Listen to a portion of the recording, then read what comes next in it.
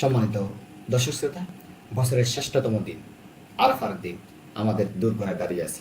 প্রতি বছরের এই একটা দিনের কয়েকটা ঘন্টা প্রত্যেকটা মুসলমানের জন্য শ্রেষ্ঠ সময়। ইহুদিরা হযরত ওমর রাদিয়াল্লাহু আনহুকে একবার বলেছিল, তোমরা কোরআনের এমন একটা আয়াত তেলাওয়াত করো, যদি সে আয়াতটা আমাদের মাঝে নাজির হতো তাহলে আমরা সেদিন ঈদ হিসেবে উদযাপন করতাম। হযরত ওমর বললেন, নিশ্চয়ই আমি জানি এই আয়াত কোনটি, কখন নাজিল হয়েছিল সেটি।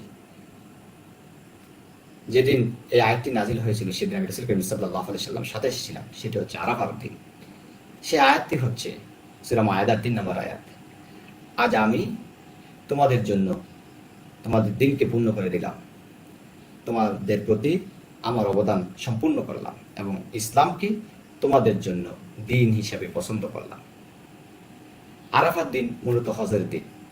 আরাফায় অবস্থান করাই হলো হজ। উম্মুল মুমিনিন হযরত আয়েশা রাদিয়াল্লাহু আনহা থেকে বর্ণিত, তিনি বললেন, রাসূল করিম সাল্লাল্লাহু আলাইহি ওয়াসাল্লাম বলেছেন, আরাফার দিবসে যে আর কোন দিবস আল্লাহর নিকট এত পরিমাণে মুমিনকে আগুন থেকে মুক্তি দেন না।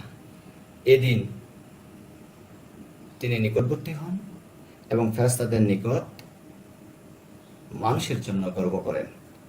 আরাফার দিন ফজর থেকে তাকবীর শুরু হয় এবং 13 জিলহজ আসর পর্যন্ত চলতে থাকে।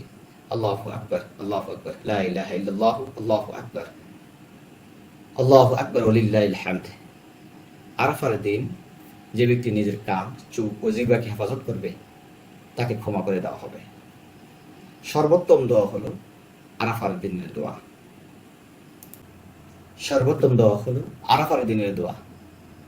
রাসূল করিম সাল্লাল্লাহু আলাইহি ওয়াসাল্লাম বলেন, আমি এবং আমার পূর্ববর্তী নবীরা এই দিনে যে দোয়া করেছিল তার মধ্যে সর্বোত্তম দোয়া হলো লা ইলাহা ইল্লাল্লাহু ওয়াহদাহু লা শারীকা লাহু লাহুল মুলকু ওয়া লাহুল হামদু ওয়া হুয়া আলা কুল্লি শাইইন কাদির।